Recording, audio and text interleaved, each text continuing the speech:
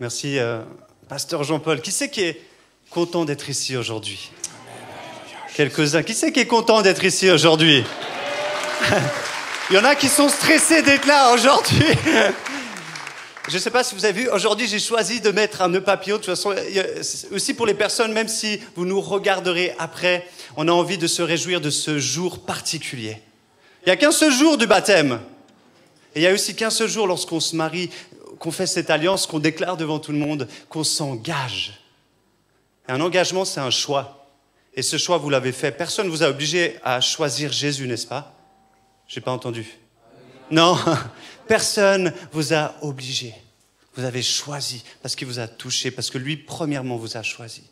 J'aimerais juste savoir qui c'est qui a été invité, qui est là pour soutenir toutes ces personnes qui vont se faire baptiser. J'aimerais vraiment que vous leviez la main. Déjà, qu'on vous souhaite la bienvenue, on peut vous applaudir, vous dire bienvenue. Bienvenue. Il y en a beaucoup qui sont là. Et j'aimerais faire un autre sondage parce que, vous savez, en tant que pasteur, peut-être nous, on vient ici souvent dans la maison de Dieu, mais qui c'est qui est ici dans une église évangélique pour la première fois de sa vie? J'aimerais vraiment voir. Lève ta main. Gloire à Dieu. Gloire à Dieu. Je ne peux pas imaginer la joie qu'il y a dans le cœur, mais je sais qu'elle est réelle, tangible. Pauline va prendre aussi maintenant le micro pour vous partager son témoignage. J'aimerais juste vous dire, parce que des miracles Dieu en fait, on a chanté avant. Qui c'est qui croit aux miracles? Devant vous, il y a 7 miracles. Il y en aura encore 4 ce soir. Le plus grand des miracles, c'est un cœur qui répond à la grâce de Dieu. Et j'aimerais vous dire une chose. Les 7 personnes qui sont là, j'en suis sûr, quelqu'un a prié pour qu'elles soient là. Et peut-être ça fait 29 ans qu'on prie pour toi. Mais aujourd'hui, Dieu a eu son mot et son temps. Et j'aimerais vous dire, si vous êtes papa, maman, oncle, ami, vous priez pour quelqu'un qui ne connaît pas encore Dieu, continuez de prier. Le miracle arrive. Pauline vient nous encourager.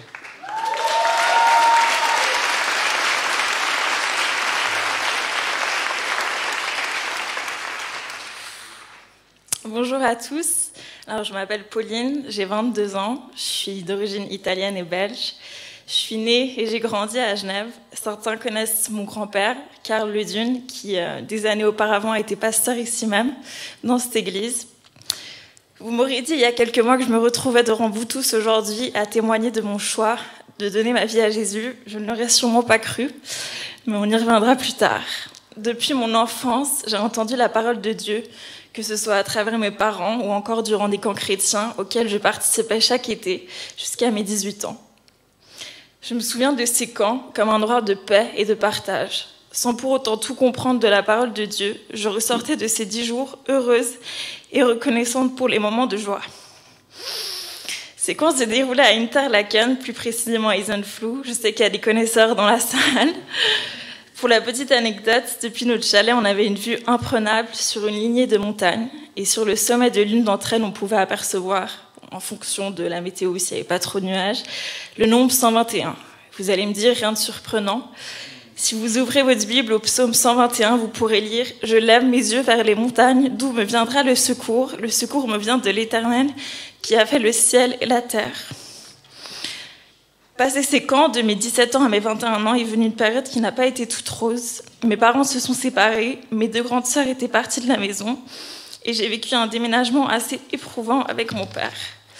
L'année dernière, j'étais aussi en plein doute pour mon avenir. En 2019, j'ai affronté un échec scolaire durant mon année de maturité spécialisée. Cet échec a été très douloureux, il m'a totalement fait perdre confiance en moi. J'étais pétrifiée à l'idée de ne pas réussir à trouver ma voie. Et cela avait une répercussion sur mon sommeil. Pendant plusieurs semaines, j'arrivais à peine à fermer l'œil de la nuit.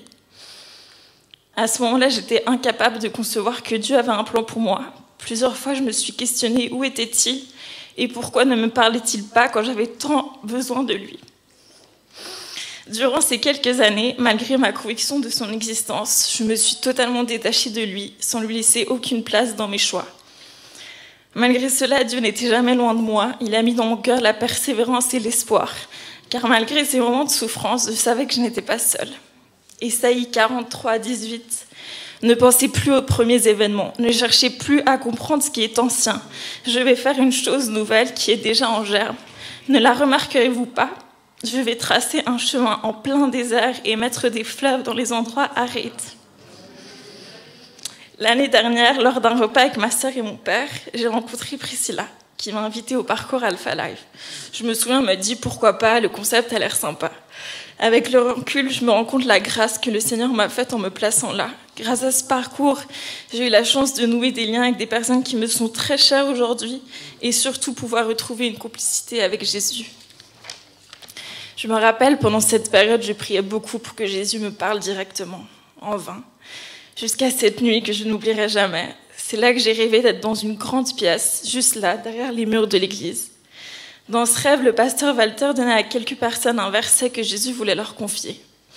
Arrivé à mon tour, Walter resta silencieux puis dit « Écoute Pauline, je n'ai pas de verset pour toi, mais Jésus veut me dire qu'il t'aime, que toute ta vie il sera à tes côtés et qu'il ne t'abandonnera jamais. » Tout de suite après ces paroles, je me suis réveillée et la journée où on célèbre Pâques a commencé. Au début de mon témoignage, je vous ai dit que je ne pensais pas être là devant vous à témoigner. En effet, avant de m'inscrire au cours de baptême, je demandais souvent à mon père « Tu es sûr, papa, je peux venir au cours sans forcément me faire baptiser ?» Sa réponse, évidemment, « Pauline, tu es totalement libre. » Je me répétais souvent « Je ne connais pas encore assez la Bible, c'est trop tôt, ou je le ferai plus tard quand j'aurai plus de temps, après mes études. » Jusqu'au jour où j'ai réellement réalisé l'amour de Jésus pour moi, qui lui, par sa grandeur, est mort pour moi, pour vous, pour nous sauver. Et moi, dans tout ça, qu'est-ce que je faisais pour lui ? Un dimanche matin, Jésus est encore une fois venu directement toucher mon cœur et apaiser mes craintes. Ce jour-là, les pasteurs devaient amener un message sur la sanctification, mais rien ne s'est passé comme prévu. L'humiliation des pasteurs devant l'assemblée, notre envie et besoin à tous de changer notre cœur m'a bouleversée. Il n'était plus question de religion, d'église, mais uniquement une question d'amour.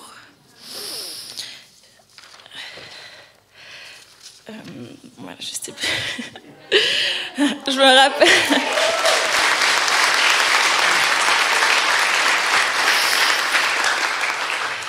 Je me rappelle justement à ce moment avoir pleuré toutes les larmes de mon cœur et j'ai senti que Jésus ne me laissait plus le choix de reculer. C'est comme s'il me chutait dans mon cœur, Pauline, c'est maintenant. Depuis ce jour, j'ai compris que jamais je ne serai assez parfaite pour être à sa hauteur et qu'il n'y avait pas de bon moment pour le suivre. J'étais décidée de changer mon cœur de pécheur et commencer une nouvelle vie avec lui. Proverbe 4, 23. Garde ton cœur plus que toute autre chose. Car de lui jaillissent les sources de la vie. Pour toutes ces raisons, je déclare devant vous tous aujourd'hui, en prenant les eaux du baptême, mon désir de lui obéir et de l'aimer de tout mon cœur. Matthieu 11, 29. Acceptez mes exigences et laissez-vous instruire par moi, car je suis doux et humble de cœur, et vous trouverez le repos pour votre âme. En effet, mes exigences sont bonnes et mon fardeau léger. Dieu avait un plan pour moi et il a été fidèle. Depuis fin août, j'ai commencé une année préparatoire dans une école à Lausanne pour entrer à l'université en lettres. En étant très très honnête avec vous, le niveau est dur, je n'ai quasiment plus de vie sociale. Il m'arrive souvent de devoir travailler des soirées entières pour être à la hauteur. Mais j'ai confiance car Dieu est à mes côtés et j'apprends de plus en plus à me reposer auprès de lui.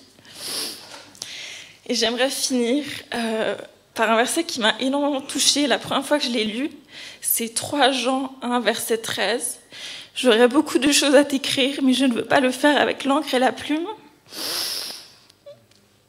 Donc avec ma famille, on n'a pas forcément tendance à se déclarer ouvertement notre amour. Alors je me suis dit que c'était la bonne occasion de le faire ce matin. J'aimerais remercier mon papa, en qui j'ai vu un véritable miracle de l'œuvre de Dieu. Merci pour tes conseils et ta patience. Maman, merci pour ta présence ce matin. Merci pour tout ton amour et tes encouragements. Merci pour les valeurs que vous m'avez transmises et vous m'avez toujours soutenue, peu importe où je me trouvais. Puis mes sœurs, Marine et Charlotte, alias mon trio de choc. Ma vie sans vous ne serait pas aussi folle.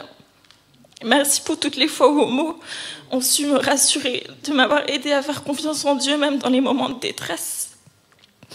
Merci aussi à ma nonna pour toutes nos discussions autour de ta cuisine italienne, qui est sans hésiter la meilleure, je vous le dis. Et merci à toute ma famille qui est là ce matin, à mes amis venus de plusieurs endroits différents. Je vous aime très fort et n'oubliez jamais que Jésus vous aime de tout son cœur.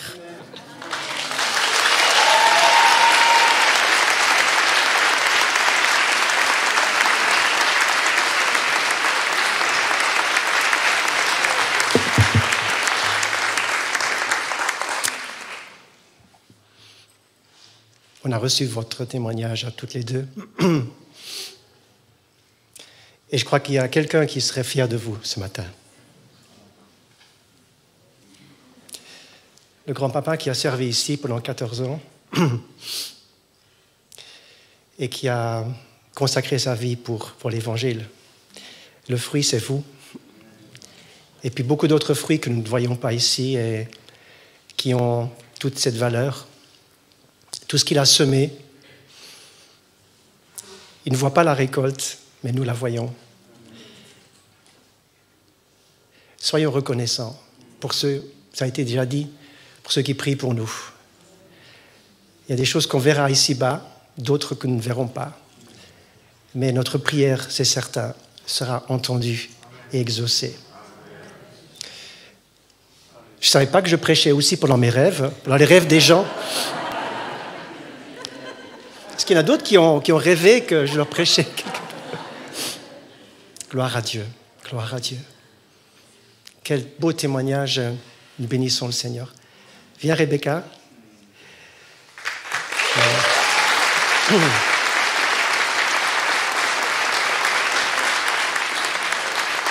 Vous allez entendre un très beau parcours aussi de Rebecca, la sœur de David, qui est également là aussi et qui sera également tout à l'heure dans les eaux du baptême.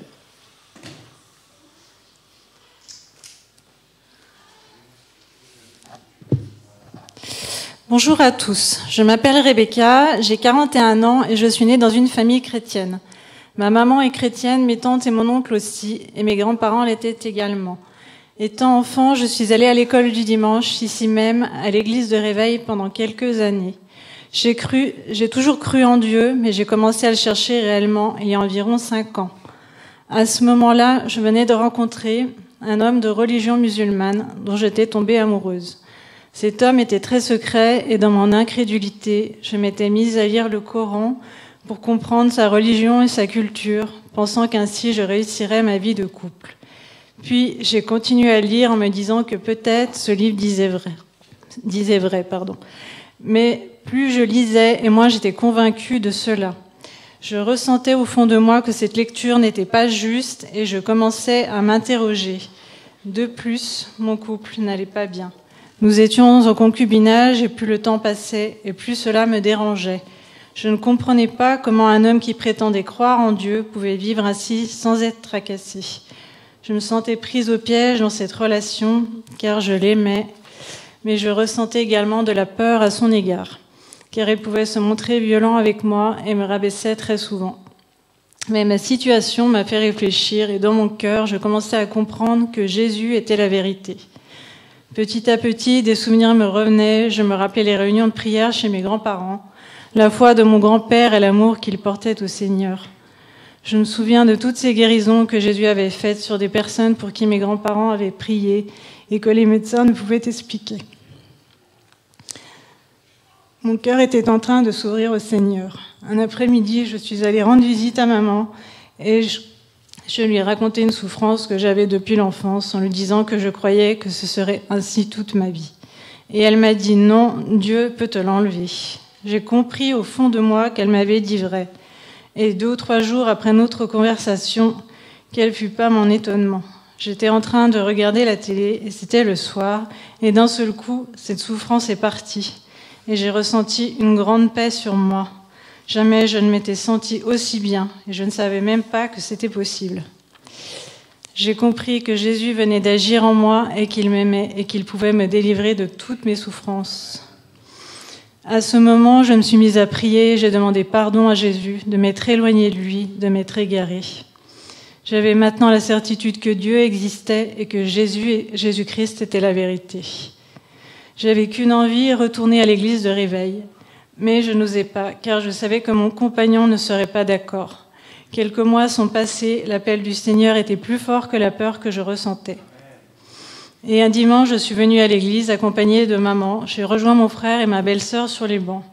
Et ce matin-là, le Saint-Esprit est descendu sur moi. J'ai senti l'amour de Jésus pour moi, un amour tellement grand que je n'ai pas de mots pour le décrire. Et c'est à ce moment-là que j'ai su que je voulais donner ma vie à Jésus, mon Sauveur, et me faire baptiser. Une semaine après, j'ai commencé à lui obéir en mettant un terme à ma relation amoureuse, ce qui m'a libérée. Aujourd'hui, ma vie est entre ses mains et je ne m'appartiens plus, mais j'appartiens à Jésus-Christ, mon Sauveur et Seigneur. Ma vie a pris tout son sens, je vis pour Dieu, je vis pour le servir, c'est pour cela que je veux me faire baptiser, pour rester éternellement dans sa maison. Quelle joie d'être enfant de Dieu, ma vie est déjà remplie de sa gloire. Le Seigneur m'a donné la joie, moi qui étais presque tout le temps triste auparavant. Il a rétabli ma vue, aujourd'hui je ne porte plus de lunettes grâce à lui. Je souffrais également d'hypothyroïdie, j'avais un traitement quotidien pour ça. Mais j'étais sans cesse fatiguée avec mes médicaments qui donnaient très peu de résultats. Et Jésus m'a guéri. Je n'ai plus de traitement et je vais parfaitement bien. Alors aujourd'hui, j'ai envie de dire, rien n'est impossible à Dieu. Gloire à toi, mon Dieu.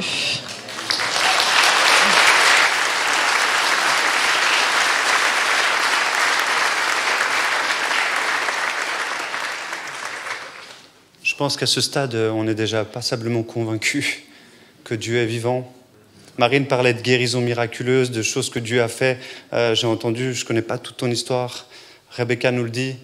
Moi, j'aimerais vous encourager aussi, si quelqu'un souffre, priez, demandez au Seigneur. Demandez la prière à un frère, à une sœur. Dieu guérit. Dieu guérit. Et il veut encore le faire aujourd'hui.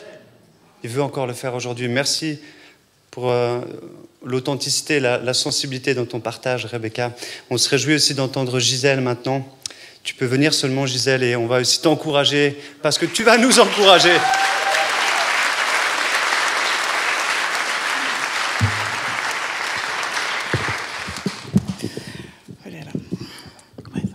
Bonjour à tous. Donc, je m'appelle Gisèle Pinoc, je suis congolaise, d'origine congolaise. J'ai 37 ans et 4 enfants. Je suis née à Genève, j'ai grandi à Genève dans une famille chrétienne catholique romaine, pratiquante.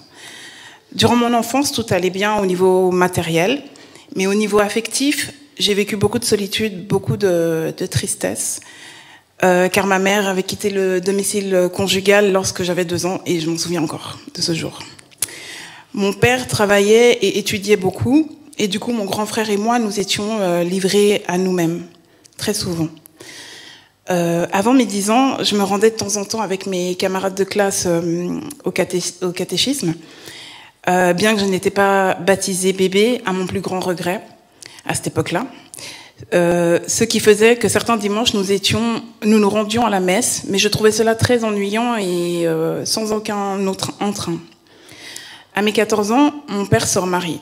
Alors je décide d'aller vivre chez ma mère. Je faisais ma petite vie jusqu'au moment où approche l'an 2000. Je ne sais pas si les gens pensaient qu'ils allaient tous mourir le 31/12/1999, mais en tout cas, il y a eu pas mal de mouvements et de mouvances chrétiennes à ce moment-là. Ma mère a commencé à fréquenter les églises évangéliques et elle s'est fait baptiser elle-même. Du coup, mes frères et moi-même, nous n'avions pas le choix, nous devions nous y rendre chaque dimanche. C'est là que j'ai commencé à prier et à m'intéresser à Dieu et à me rapprocher de Jésus.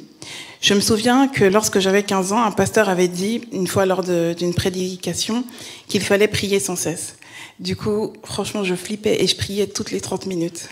J'avais peur que quelque chose m'arrive ou de mourir ou quelque chose de bizarre. À l'âge adulte, je me sentais toujours chrétienne, mais ce n'était pas dans mes priorités. J'avais envie de sortir, de faire ma propre expérience de la vie. Ce qui a duré 1 année, car au final, ce n'était pas en adéquation avec mes valeurs, avec ce que je voulais concrètement dans la vie.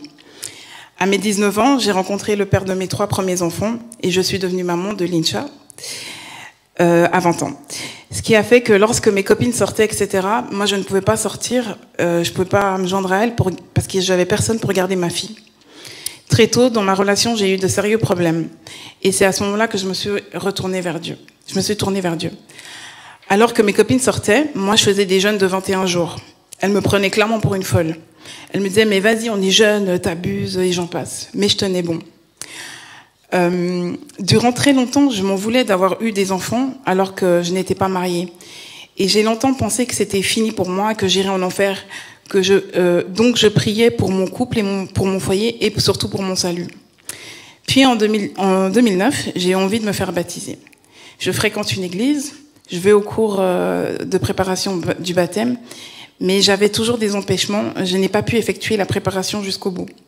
2 ans plus tard, ayant grandi dans la foi, je réitère ma démarche. De nouveau, j'ai des empêchements, je ne peux pas me faire baptiser. 2 réponses me viennent à moi. Et je me dis, soit c'est pas le moment, soit ce n'est pas l'endroit.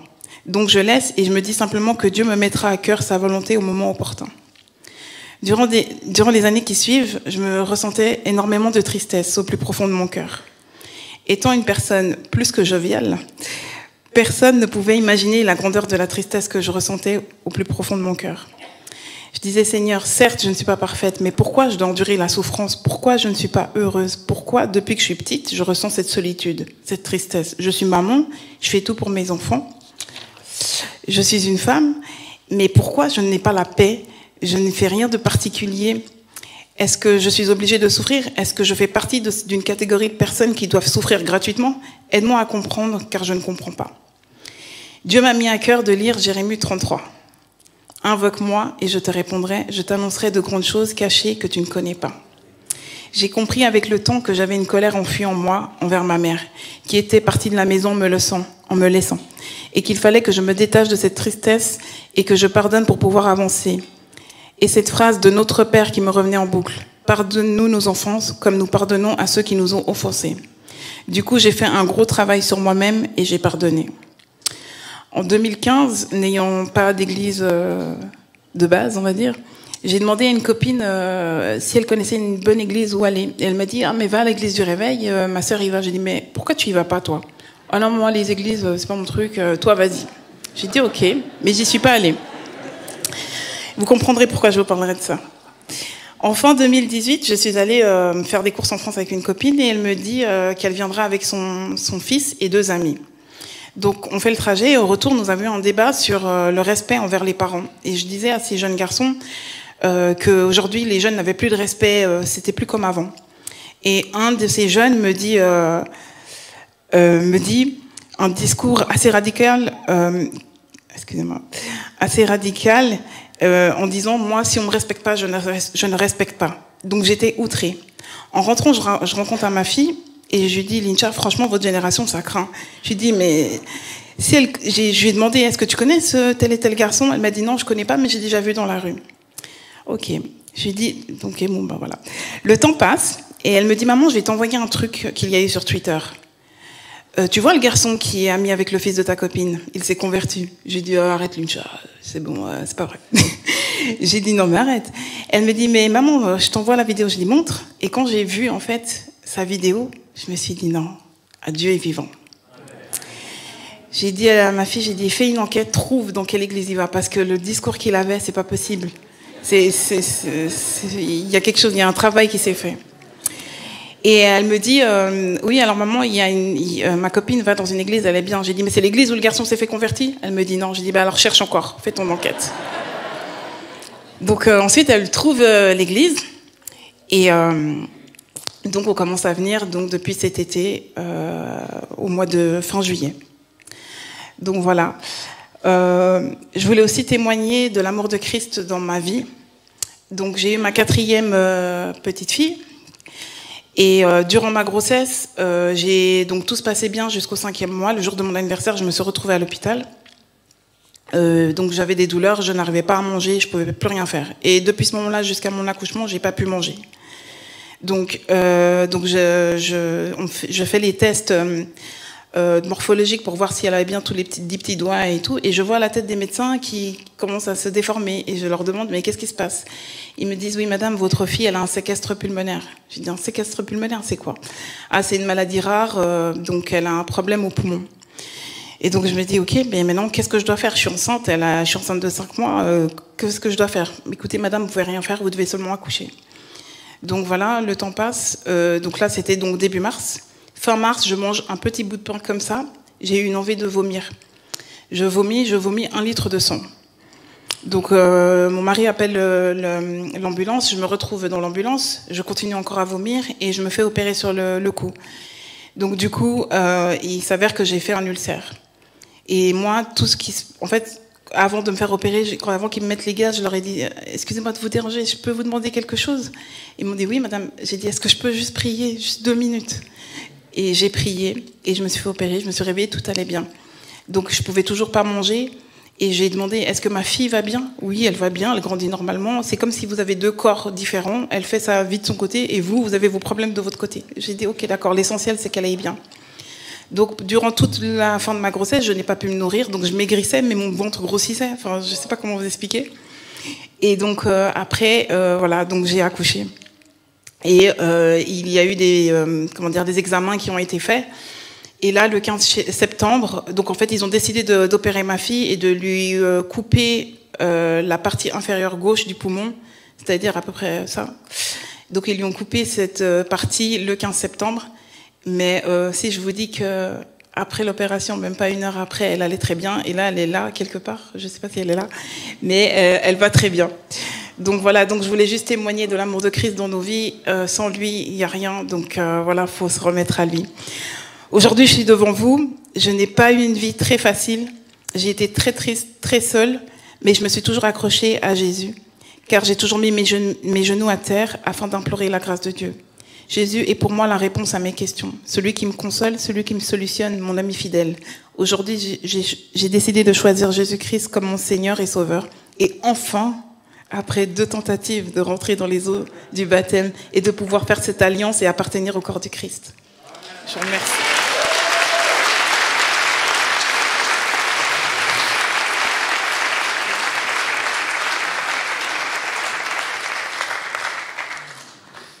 Waouh! Est-ce que c'est ici l'église?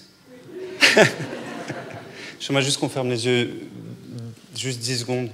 On laisse le temps à Dieu d'agir, on laisse le temps à Dieu et à son Saint-Esprit d'imprégner ce qu'on entend. Et peut-être pour quelqu'un maintenant, c'est une révélation, c'est une guérison. Seigneur, je veux invoquer ton nom qui est au-dessus de tout autre nom parce que tu t'es abaissé jusqu'à la mort à la croix pour que nous puissions vivre ta vie. Celle qui n'a pas de limite, Seigneur, parce que tu es le Dieu sans limite. Et Seigneur, ce matin, je prie pour des guérisons miraculeuses maintenant. Je prie pour des cœurs qui vont s'ouvrir à toi maintenant. Parce qu'on entend, Seigneur, la puissance de l'Évangile, la puissance d'un Dieu qui poursuit, la puissance d'un Dieu qui vient transformer des situations qui semblaient intransformables, impossibles. Et tu viens redonner la vie, tu guéris, Seigneur. Lorsque tu as choisi que quelque chose arrive, la chose arrive. Et rien ne l'empêchera. Ta volonté est souveraine. Et Seigneur, ce matin, change des vies. Dans le nom de Jésus.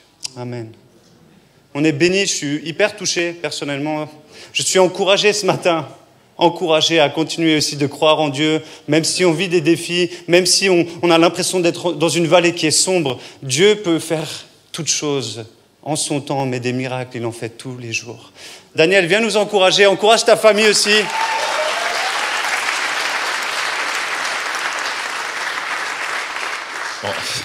Bonjour tout le monde. Je suis grave content d'être ici. Désolé si je parle un peu comme un jeune. C'est une grande étape pour moi, vraiment, parce que j'étais vraiment dans les ténèbres avant, mais je vais vous raconter tout ça. Alors, moi, je suis d'origine bolivienne et italienne. Je suis arrivé à l'âge de 4 ans ici. Avec ma famille, on a connu le camp de requérants d'asile à Valorbe. Et j'étais petit, donc je ne me rendais pas forcément compte des choses.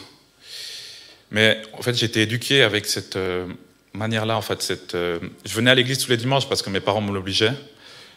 Et j'ai grandi comme ça, mais depuis tout petit, je me souviens que j'étais toujours curieux et un peu foufou aussi. Parce que je me souviens que quand on était à l'école primaire, il y a la prévention qui vient pour nous parler de l'alcool, des drogues et tout. Et moi, dans ma tête, en fait, ma première réflexion, c'est sûr, je vais tester. Ouais, bah désolé papa, maman. Ensuite, en grandissant, je me suis intéressé à toutes ces sciences, on va dire occultes, tout ce que le monde peut nous donner, comme tous les vices. Je me suis intéressé pas mal à la magie noire. J'ai lu quand même pas mal de livres interdits. J'étais quand même assez ouvert dans ce côté-là. J'ai connu aussi les drogues. J'ai été assez loin là-dedans. Je cherchais des réponses, en fait, comme tout le monde. On va dire que je cherchais le bonheur, mais je dis ça aux jeunes parce que je pense qu'il y en a pas mal aussi, peut-être qui en ont déjà fait. Excusez-moi du mot, c'est de la merde. Ça sert à rien. Ça n'apporte strictement rien à notre corps. Déjà, on le détruit, en fait. J'étais dans l'autodestruction. C'était dur à avouer. Mais j'ai toujours été comme ça, un peu dans ma tête. Et j'ai connu les femmes aussi, j'ai connu les sorties, et j'adorais ça. Mais il n'y a rien qui remplissait mon cœur, en fait. Et en ayant lu ces livres interdits, ça a ouvert des portes à que je m'enfonce encore plus là-dedans. Ça me fascinait, en fait, toutes ces choses. Et je vois que là, ça ne sert vraiment à rien. Toutes ces choses, c'est éphémère, ça n'apporte rien dans la vie. Alors que, en discutant avec ma mère, je lui ai demandé, maman, comment tu es aussi en paix avec toi? Comment tu... Et elle m'a dit qu'en fait, c'était cette paix qu'elle a avec Dieu, que peu importe ce qui arrive, c'est qu'à la fin, elle va être avec Dieu. Et c'est ça, en fait, qui est important, c'est que dans la vie, ce qui est sûr, c'est qu'on va mourir. Et le jour de la mort, on va être devant Dieu. Et est-ce que ça vaut vraiment le coup de passer notre existence, on va dire ici, sur Terre, à faire n'importe quoi, alors qu'après, on a la vie éternelle, et c'est soit avec le diable, soit avec Dieu? J'étais toujours assez mitigé entre ça, parce que d'un côté, là, je vais vous avouer, ça fait des années que je ne viens plus le dimanche matin. Et on va dire le déclic que j'ai eu, c'était par rapport à ça. C'est surtout la peur aussi de mourir, parce qu'on ne sait pas quand on va mourir. Je repoussais sans cesse, je me disais, ouais, je vais faire mes conneries, excusez-moi des mots, je vais faire mes bêtises, et puis ensuite, je vais être avec Dieu. Mais c'est pas si facile que ça, parce qu'on peut mourir à n'importe quel instant. J'ai commencé à lire la Bible, à voir des vidéos un peu sur des témoignages des gens, surtout des jeunes. Et ça m'a touché parce que moi, je ne veux pas passer le restant de ma vie, en fait, avec le diable. Et je sais qu'on ne peut pas servir 2 maîtres en même temps. Avant, j'étais dans les ténèbres, vraiment. Et maintenant, je suis dans la lumière. Enfin, j'essaye maintenant.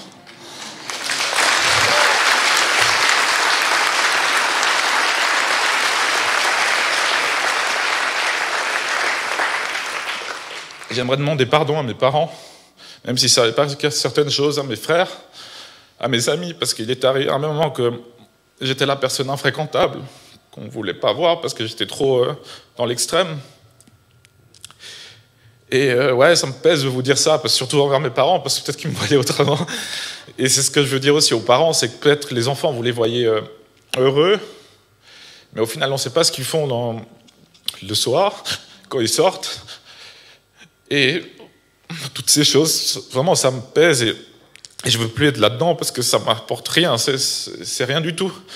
En fait, ce que je veux maintenant, c'est donner ma vie entièrement au Seigneur pour que vraiment je puisse, on va dire, servir de témoignage pour des jeunes, surtout qui sont dans cette période-là, parce que les jeunes, aujourd'hui, on est bombardés de tentations, de toutes sortes de choses comme quoi pour suivre le monde, mais ça sert vraiment à rien.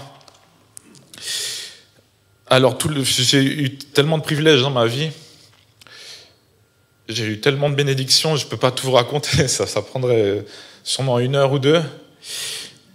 Mais j'ai eu des délivrances aussi, j'ai été tourmenté aussi par rapport à des drogues que j'ai prises, et ça m'a ouvert un peu des portes, et puis j'ai vu des choses un peu... Je devais, même le soir, dormir avec ma mère, tellement j'avais peur. Et je sais que ça existe. Mais ce qu'il faut, c'est être fort, non? Parce qu'au final, on croit qu'on est fort, mais on est faible. Mais c'est ça, l'être humain, c'est ça, parce que le cœur de l'être humain, en fait, il a soif. On recherche la chose. Moi, j'ai cherché la cigarette, les femmes, toutes ces choses. Mais en fait, notre cœur, il n'est jamais satisfait. On veut une femme, on veut une deuxième femme. On a une voiture, on veut une deuxième voiture. Mais les richesses de ce monde, c'est rien comparé au monde qui vient après. Moi, ce que je veux, c'est vraiment être un guerrier de Dieu et non être un guerrier du diable. Je voudrais vraiment couper tout court avec ça. Et ce qui me manque terriblement, en fait, c'était surtout des amis chrétiens. Parce que même quand je voulais m'en sortir, je ne vais pas remettre la faute sur eux, mais c'est qu'eux, en fait, ils sont dans le monde et donc ils ne comprennent pas. Moi, maintenant, je comprends, mes yeux ils s'ouvrent. J'ai quand même dû vivre 28 ans de ma vie pour m'en rendre compte. Et je voudrais remercier, en fait, sûrement les gens qui ont prié pour moi, je ne sais pas. Mais j'ai tellement de choses à vous dire, je ne vous le cache pas. Mais c'est surtout m'adresser aux jeunes que ça ne vaut pas la peine vraiment de faire tout ça. Ça ne nous apporte rien dans nos vies, c'est que de la destruction. Et moi, ce que je voudrais surtout avec ce soir, en vous partageant cela, c'est que vous ouvrez aussi les yeux et de vraiment donner votre vie à Dieu, parce qu'il n'y a que ça qui nous apporte la paix, en fait. Je ne sais plus quoi vous dire, j'ai tellement de choses à vous dire, je mélange un peu tout. Mais je suis honoré d'être devant vous là. Je m'étais promis de ne pas pleurer, parce que je ne suis pas quelqu'un comme ça, mais bon, au final, peu importe, non? Et merci pour tout. Et pour l'instant, c'est le plus grand jour de ma vie.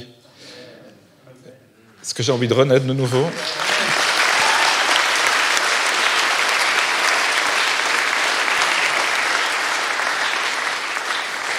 Merci pour tout. Et soyez bénis, sérieusement, parce que suivre Dieu, ça en vaut la peine. C'est la meilleure chose qu'on peut faire dans la vie. Et je vous laisse comme ça. Et puis, bonne chance pour les autres.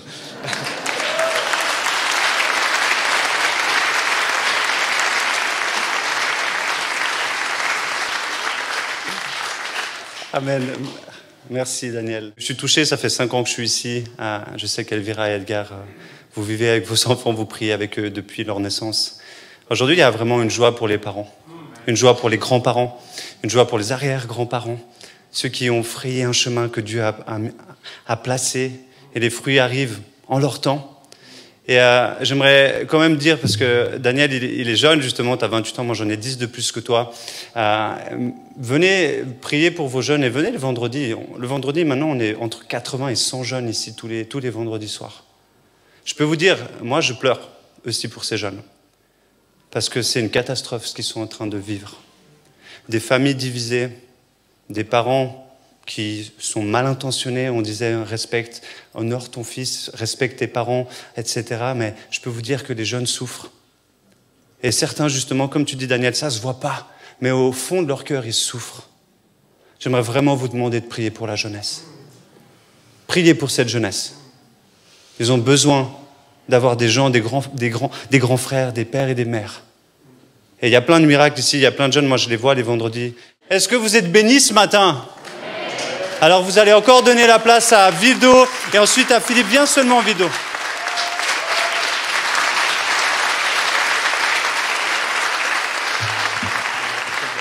Parfait. C'est bon. Oui.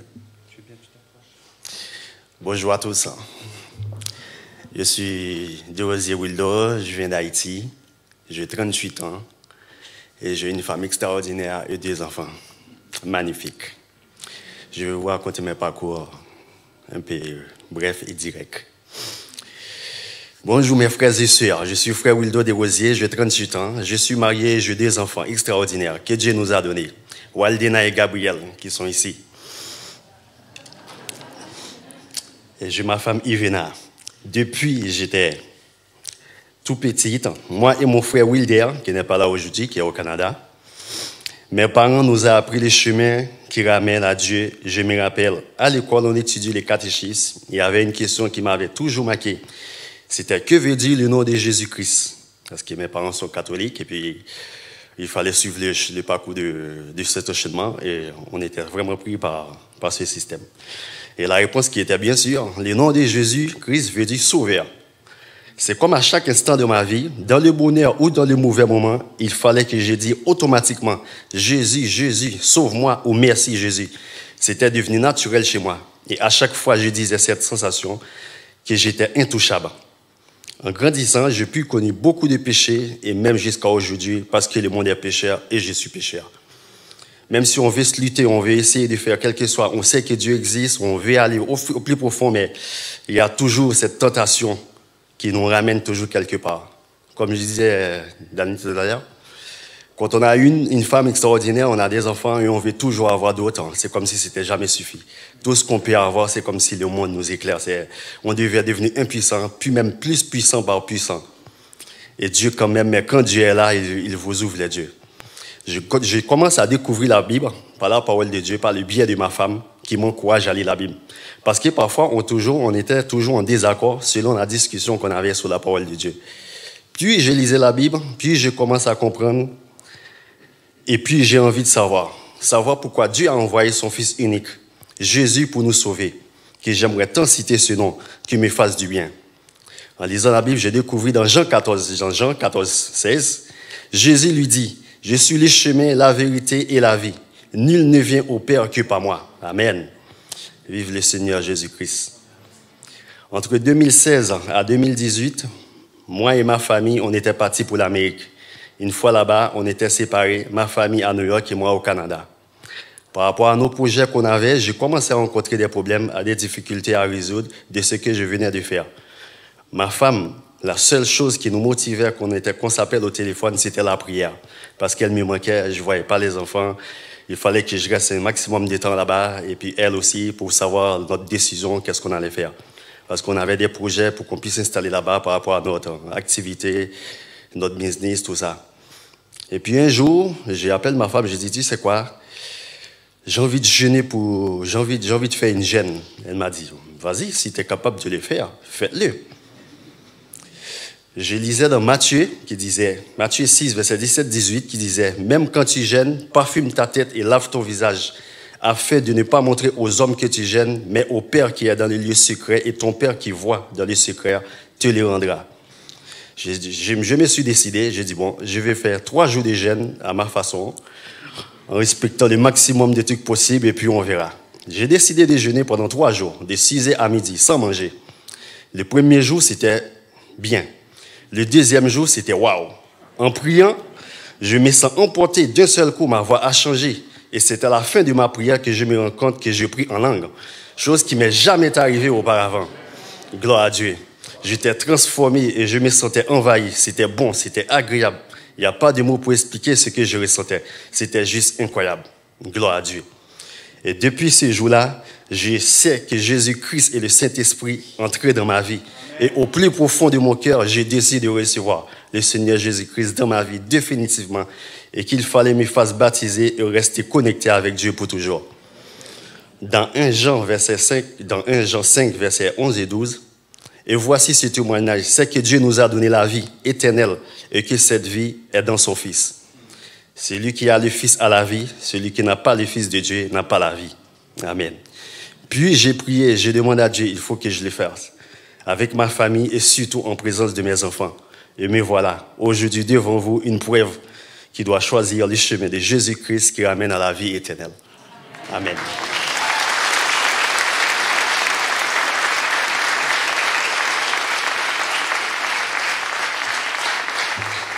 On sent la joie dans la manière dont tu parles, Vildo, ça nous réjouit. Et je ne sais pas, juste regardez autour de vous, on représente Genève. Regardez autour de vous les nations qu'il y a autour de vous. Regardez la diversité du peuple de Dieu. Waouh! On a des Italiens, Belges, Français, Boliviens, Haïtiens, etc. De tellement de nations. Vous savez quoi? Parce que Dieu rétablit les nations. Il a choisi qu'on soit son peuple, enfant de Dieu. Et cela, peu importe d'où tu viens, la langue que tu parles, Dieu souhaite que tu sois dans sa famille. Philippe, on t'invite pour être la personne qui va clôturer ces témoignages, mais on est très attentif à ce que tu vas nous partager.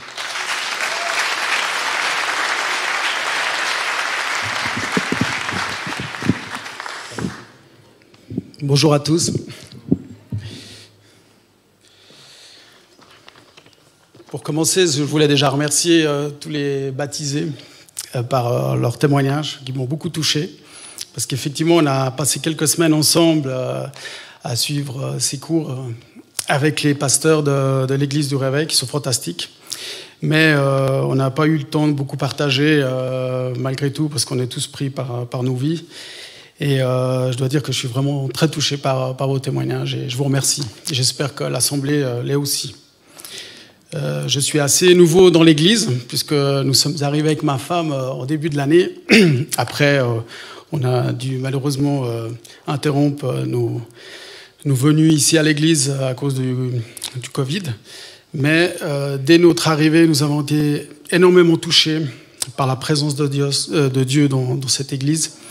Et c'est Dieu qui nous a amenés dans cette Église Et nous sommes vraiment ravis d'avoir pu connaître cette église où on se sent bien, où, comme le pasteur Nicolas l'a dit, il y a beaucoup de diversité et on se sent libre et on sent l'amour du Christ dans cette église.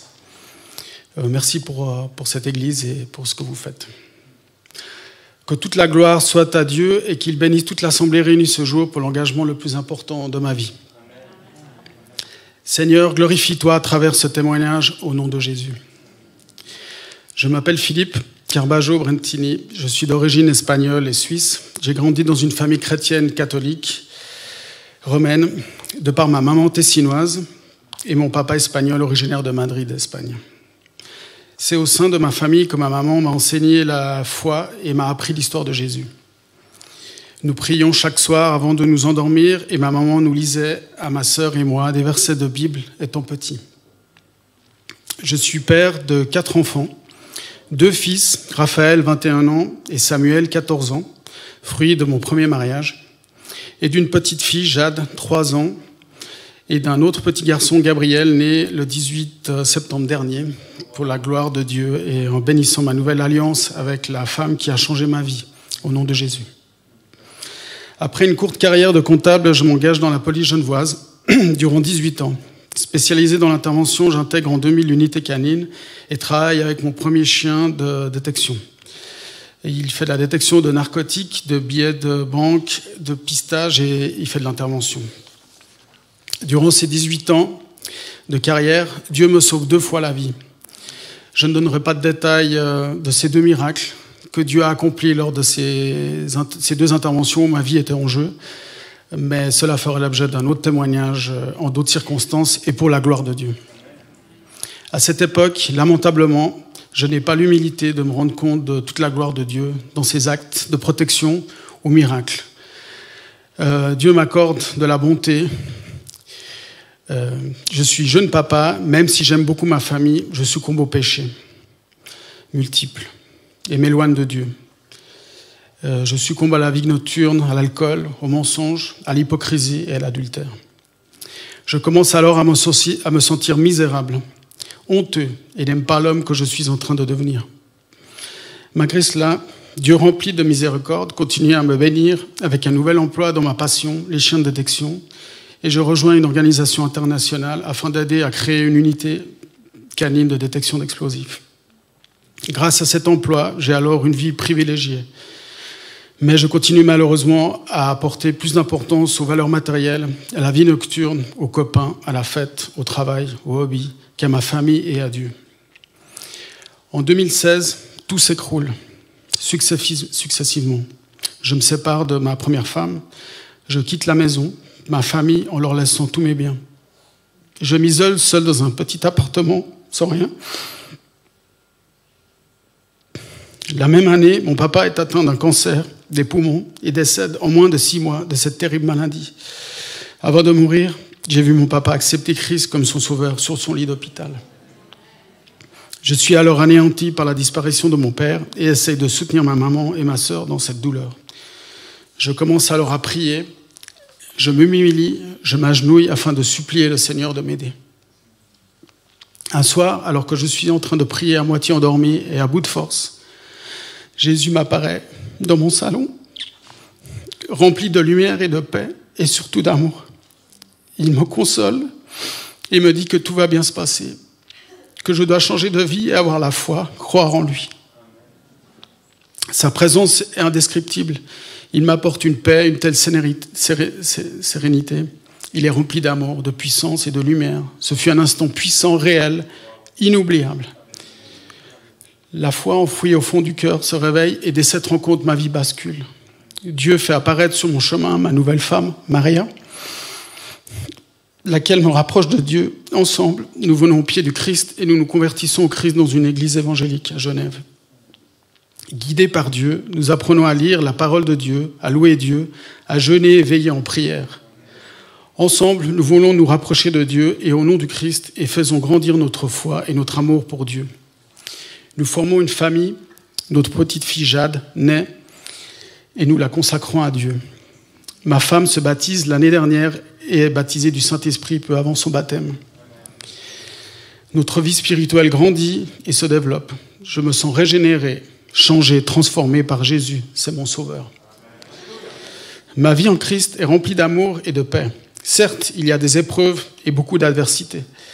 Mais cela n'alterne pas ma foi, laquelle grandit et je m'affirme comme chrétien. Je commence à évangéliser à mon travail et autour de moi. Aujourd'hui, je peux vous témoigner que nous sommes tous pécheurs et que sans Jésus, nous ne pouvons pas nous sentir libres. J'ai définitivement quitté le monde de la nuit, arrêté de vivre dans l'obscurité du mal et au nom de Jésus, vis dans la volonté de Dieu, plus proche de lui à travers sa lumière. J'ai accepté Jésus-Christ, le Fils de Dieu, comme mon sauveur et il m'a régénéré, libéré, métamorphosé, sauvé. En tant qu'homme de loi, je considère qu'en tant que père, nous sommes responsables de nos enfants et nous devons leur enseigner l'amour de Dieu. Sur terre, un homme qui aime ses enfants doit les protéger, les discipliner et leur enseigner l'amour de Dieu. Il doit être un modèle d'intégrité et traiter les autres avec respect. Il doit faire en sorte que ses enfants deviennent des adultes responsables, vivant leur vie en transmettant ses valeurs pour l'éternité. Nous, pères, sommes responsables devant Dieu de par la position et l'influence que nous avons sur nos enfants. J'invite, au nom de Jésus, ces pères que vous êtes à me rejoindre comme pères volontaires et dévoués à nos familles. Car en ce qui me concerne, vous n'avez pas à me demander qui enseignera le message du Christ avec l'aide de Dieu. Je le ferai. Qui acceptera de prier, de bénir avec ferveur et de suivre dans leur chemin de Dieu à tracer pour eux. Je le ferai. J'accepte cette responsabilité et c'est un privilège d'embrasser cette juste cause. Je veux obtenir les faveurs de notre Seigneur et avoir sa bénédiction dans ma maison. C'est pour cela que je m'engage en ce jour de baptême, à obéir et à suivre notre Seigneur Jésus-Christ. Je veux enterrer le vieux Philippe pour pouvoir embrasser le nouveau par sa nouvelle naissance, grâce à notre Sauveur Jésus-Christ, mort sur la croix, ressuscité pour ôter les péchés du monde. Au nom du Christ. Amen.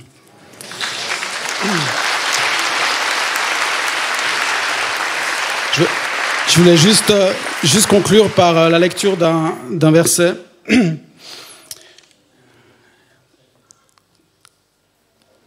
qui est le verset de Romains 6 et qui parle justement du baptême. Mourir avec Christ pour renaître en Christ. Que dirons-nous donc? Demeurions-nous dans le péché afin que la grâce abonde? Loin de là. Nous qui sommes morts au péché, comment vivrions-nous encore dans le péché? Ignorez-vous que nous tous qui avons été baptisés en Jésus-Christ, c'est en sa mort que nous avons été baptisés. Nous avons donc été ensevelis avec lui par le baptême en sa mort, afin que, comme Christ est ressuscité des morts par la gloire du Père, de même nous aussi, nous marchions en nouveauté de vie. En effet, si nous sommes devenus une même plante avec lui, par la conformité à sa mort, nous le serons aussi par la conformité à la résurrection, sachant que notre vieil homme a été crucifié avec lui, afin que le corps du péché soit réduit à l'impuissance, pour que nous ne soyons plus esclaves du péché, car celui qui est mort est libre du péché. Or, si nous sommes morts avec Christ, nous croyons que nous vivrons aussi avec lui, sachant que Christ ressuscité des morts ne meurt plus. La mort n'a plus de pouvoir sur lui, car il est mort, et c'est pour le péché qu'il est mort, une fois pour toutes. Il est revenu à la vie, et c'est pour Dieu qu'il vit. Alléluia.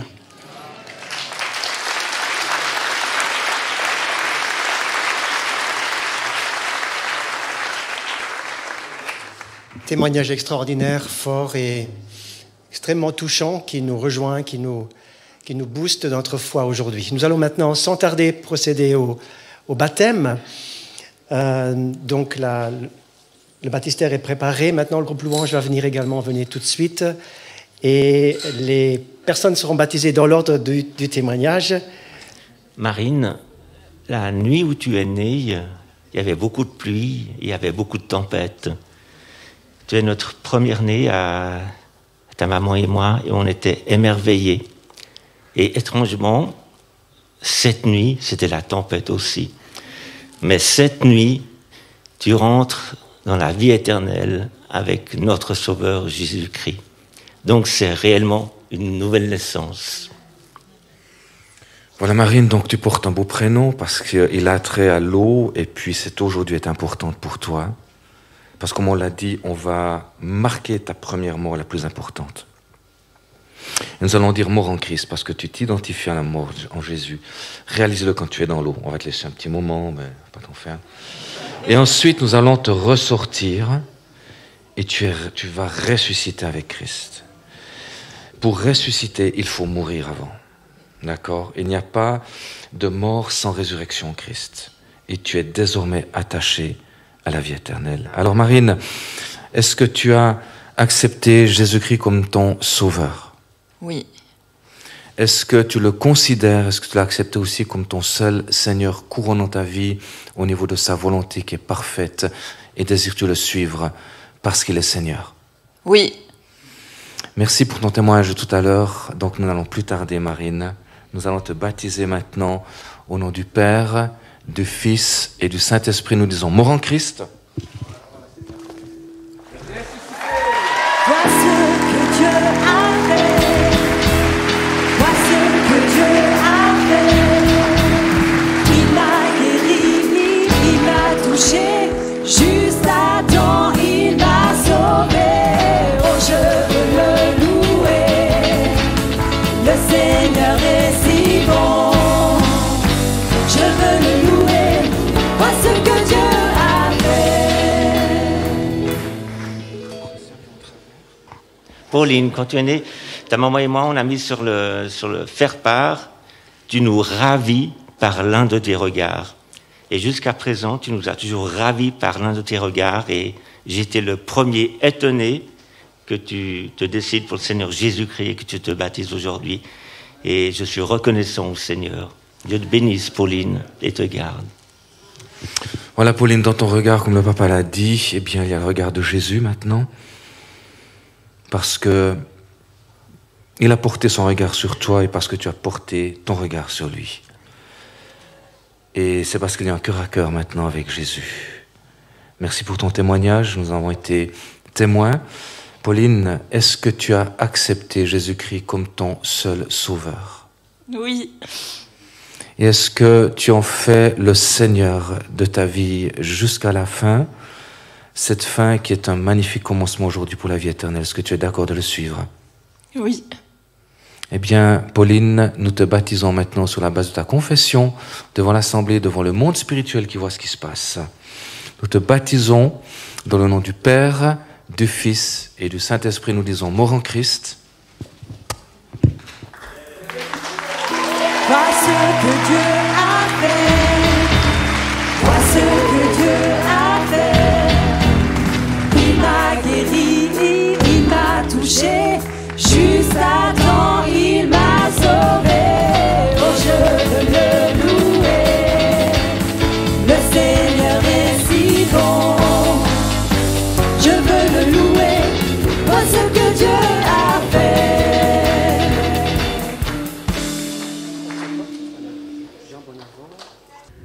Alors Rebecca, on est content que tu sois ici dans cette eau. On est content d'assister à ton décès, mais encore plus heureux à ta résurrection. On a beaucoup prié pour ce moment et on est reconnaissant envers Dieu.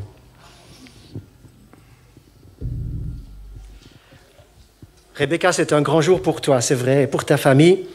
Tu nous as également rappelé l'héritage du grand-papa et des grands-parents sur votre vie et sur votre famille qui est ici présente. Et c'est un héritage authentique et puissant. Et tu t'inscris dans une lignée de gens qui ont craint Dieu. Et la parole de Dieu dit que celui qui craint Dieu moissonnera, il a un héritage, et tu fais partie de cet héritage, de cette crainte de Dieu qui a été tracée avant toi. Alors Rebecca, ton témoignage nous a touchés, convaincus que c'est aujourd'hui le grand jour de la décision. C'est le premier jour de nombreux jours qui vont suivre.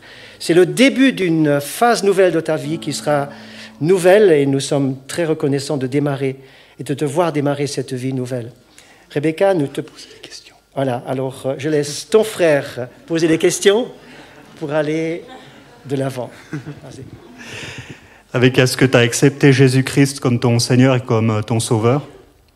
Est-ce que tu crois qu'il est le Fils de Dieu? Est-ce que tu t'engages à le suivre et à obéir à sa parole jusqu'à la fin, même jusque dans la mort s'il fallait? Oui. Alors, par ordre de Jésus-Christ et en correspondance à ton témoignage, on va te baptiser maintenant au nom du Père, du Fils et du Saint-Esprit.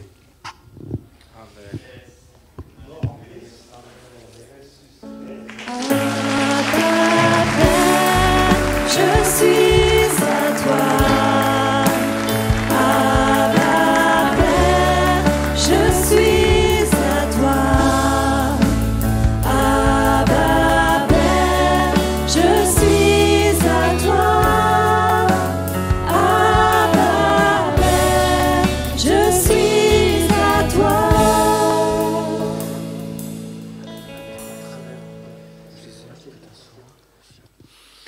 Gisèle, c'est un jour, la 3e fois. Le 3e jour, Jésus est ressuscité. Le 3e jour. Je te pose des questions comme pour tous les autres. Gisèle, nous avons entendu ton témoignage et ce désir ardent que tu as de marcher avec Dieu sur le chemin étroit, le chemin de la vie qui aboutit à la vie éternelle. Gisèle Pinock, est-ce que tu crois que Jésus-Christ est le Fils de Dieu? Oui. Est-ce que tu l'as reçu comme ton sauveur, mais aussi comme ton Seigneur qui dirige et qui règne dans ta vie? Oui. Et est-ce que tu t'engages aujourd'hui à faire alliance avec lui pour le temps et l'éternité? Oui. Et le Seigneur te donnera la force par la puissance du Saint-Esprit qu'il te donne pour que tu restes attaché à lui. Reste attaché. Gisèle, nous te baptisons maintenant dans le nom du Père, du Fils et du Saint-Esprit.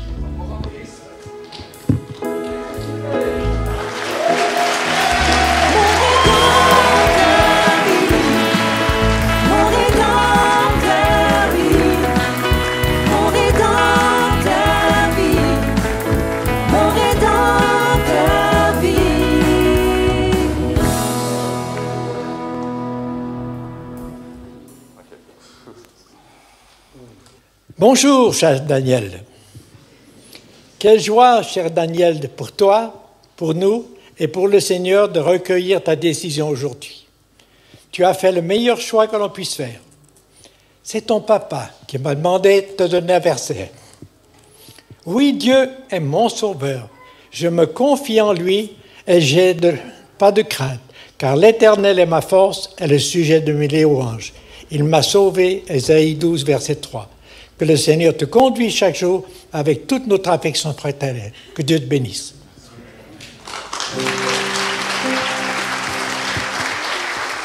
Voilà, Daniel, il y a les appareils de photo qui sont en direct. Voilà, donc on va souligner ce jour. Mais ce qui est important, c'est que ce jour est marqué devant l'Assemblée, mais aussi devant les cieux. Parce que ce que tu as dit tout à l'heure, cette décision est capitale. Et c'est la grâce de Dieu qui t'a convaincu dans ton cœur. Tu as réalisé par la bonté de l'Éternel, la miséricorde de Dieu, que tu avais besoin de changer de vie parce que tu n'y arrivais pas seul. Et ça, c'est la conversion. Tu fais appel à ce Sauveur parce qu'il faut se sentir perdu pour faire appel au Sauveur. Est-ce que c'est le cas, Daniel, aujourd'hui pour toi? Est-ce que tu as fait appel à ce Sauveur dans ta vie? Oui. Et de ce Sauveur, est-ce que tu en fais le Seigneur de ta vie? Oh que oui. Daniel, tu as un beau prénom, je pense que tu connais la signification. Hein? Eh bien, sur la base de ce que tu as dit devant l'Assemblée, devant le monde spirituel, dans la grâce du salut, dans la grâce des prières qui ont été adressées de la part de tes parents, de ta famille, ce jour de gloire est arrivé pour toi. Tu passes désormais dans la vie éternelle et dans la lumière. Et c'est pourquoi nous disons maintenant, sur la base de ton témoignage, nous te baptisons au nom du Père, du Fils Sauveur et du Saint-Esprit qui régénère. Et nous disons mort en Christ. Amen. Le Dieu de victoire habite en moi. Le Dieu de victoire habite en moi. Je marche non par la vue, mais par la foi. Le Dieu de victoire habite en moi.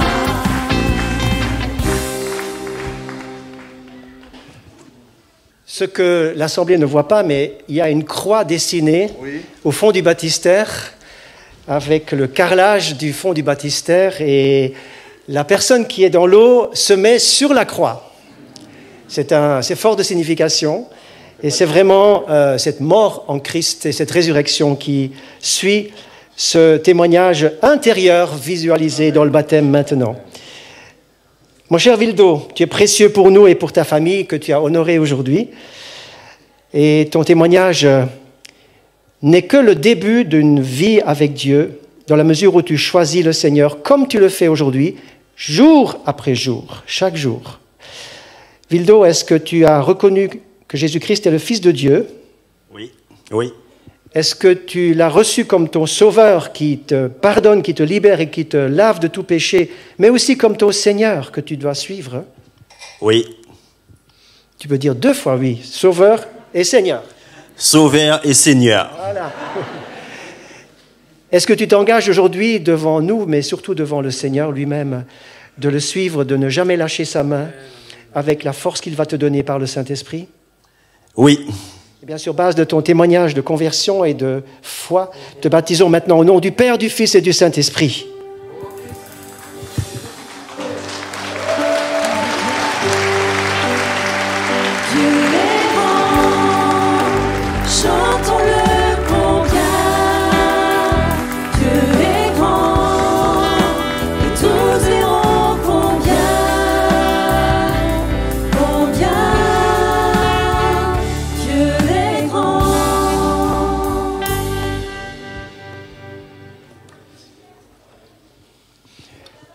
Nous sommes touchés par ton témoignage, Philippe, et le fait que tu as le désir d'être un homme selon le cœur de Dieu, un témoignage pour ta famille, et nous avons également entendu ton désir de drainer derrière toi d'autres hommes qui vont suivre ton exemple.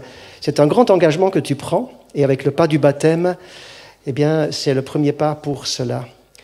Philippe Carbaggio, est-ce que tu reconnais Jésus comme le Fils de Dieu? Oui. Est-ce que tu l'as reçu comme ton Sauveur? Bien sûr, tu l'as dit, mais nous avons besoin d'entendre celui, mais aussi comme ton Seigneur, celui qui va diriger dorénavant ta vie. Oh oui. Tout comme tu as l'exemple avec les chiens qui te suivent, qui sont fidèles, eh bien que cet exemple soit pour toi un exemple. Comment toi tu vas t'attacher au Seigneur? Amen. Eh bien, dernière question, est-ce que tu t'engages à rester attaché au Seigneur pour le temps et l'éternité? Oui. Amen. Et sur base de ton engagement, nous te baptisons ensemble. Maintenant, au nom du Père qui t'aime, au nom du Fils qui t'a sauvé, au nom du Saint-Esprit qui te remplit, maintenant. Amen.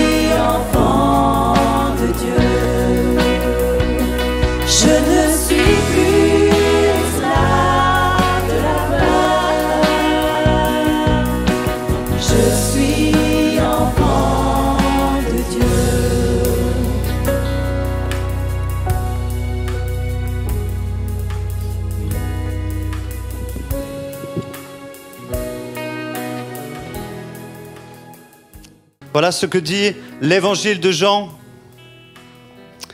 Au chapitre 1 de Jean, versets 12 et 13, j'aimerais le vous dire à vous tous. Mais à tous ceux, celles qui l'ont accepté, à ceux qui croient en son nom, elle a donné le droit de devenir enfant de Dieu. Fille, fils de Dieu. Puisqu'ils sont nés non du fait de la nature, ni par la volonté humaine, ni par la volonté d'un mari, mais qu'ils sont nés de Dieu. Ce matin, j'aimerais vous inviter à vous lever tous, toutes, s'il vous plaît, levez-vous en attendant que ceux et celles qui viennent de passer par l'eau du baptême remontent. Aujourd'hui, vous avez entendu, peut-être pour certains, pour la première fois l'évangile.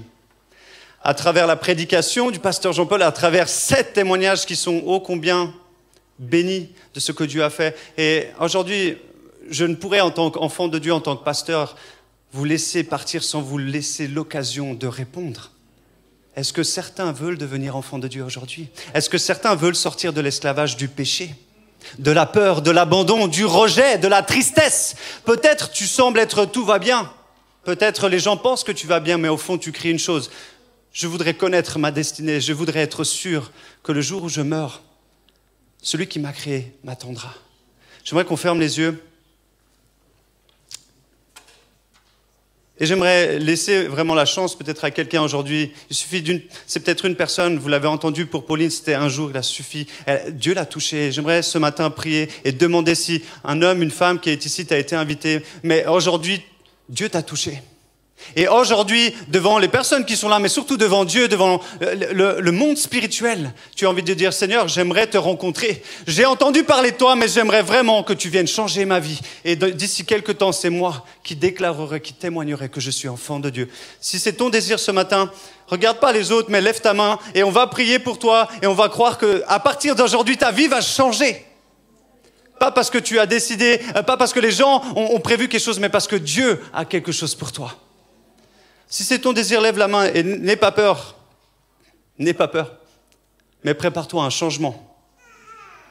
S'il y a quelqu'un dans cette salle, lève la main. Je vois en tout cas une main déjà. Lève la main, n'aie pas peur. Montre vraiment ta main au Seigneur. Il n'y a pas de situation trop compliquée pour lui. Il y a encore une personne, je sais qu'il y a encore au moins une personne qui, dans ton cœur, ça bat maintenant. Et tu te dis, mais est-ce que c'est moi maintenant? Est-ce que Dieu peut vraiment changer ma situation? Je propose que toutes les personnes qui connaissent déjà Jésus, on puisse ensemble commencer à prier pour ces personnes. Maintenant, là où vous êtes, commencez à prier. Et moi, je vais demander au Seigneur maintenant de changer des vies. Seigneur, merci pour ces personnes qui lèvent leurs mains. Seigneur, peut-être pour une personne qui n'ose pas, mais son cœur aspire à te rencontrer, à être transformé. Seigneur, on a entendu des témoignages. Mais aujourd'hui, on veut devenir témoin. Et ces personnes qui lèvent la main disent, Seigneur, je veux te connaître. Je veux te reconnaître et je désire que tu règnes dans ma vie. Les choses qui ont été dans le passé, je désire que tu les effaces et que tu fasses de ma vie quelque chose de nouveau selon ton plan bienveillant pour moi. Seigneur, merci parce qu'il n'y a pas de situation trop compliquée, trop difficile, trop désespérée pour toi. Et Seigneur, merci parce que tu as un plan. Tu as dit, parce que je connais les plans que j'ai formés pour vous. Non des plans de malheur, mais de bonheur afin de te donner un avenir, écoute bien, et de l'espérance dans la résurrection. Jésus, aujourd'hui nous nous réjouissons de ceux qui ont levé la main, de ceux qui se sont fait baptiser et de savoir que tu continues de nous poursuivre par ton amour et cela tous les jours de notre vie. Nous prions dans ton merveilleux nom, Jésus. Amen. J'aimerais vraiment vous dire, si on a entendu, c'est vrai, une partie des témoignages, et je pense que les personnes qui sont venues aujourd'hui auront d'autres choses à raconter. J'aimerais vous encourager, si c'est des amis, de la famille, posez-leur la question. Posez-leur la question, qu'est-ce qui a fait qu'à ce moment, tu as vraiment cru? Et leurs témoignages, Dieu va les utiliser pour vous parler. Pour vous parler. Et maintenant que tout le monde est arrivé, vu que vous êtes encore debout, j'aimerais inviter tous les baptisés à venir ici sur les marches. On aimerait prier pour eux avant de clôturer ce temps de joie ce matin. Venez seulement, mettez-vous sur la deuxième marche qu'on vous voit. Ils sont maintenant tout frais, tout renouvelés, tout beau. On aimerait les applaudir aussi.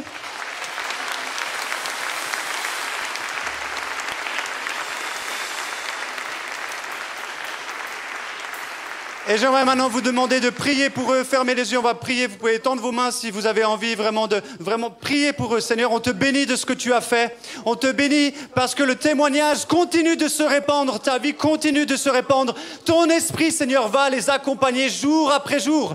Plus fort est celui qui est en eux, l'Esprit de Dieu, l'Esprit du ressuscité, que celui qui est dans le monde. La lumière a vaincu les ténèbres. Tu es le ressuscité. Merci pour leur témoignage.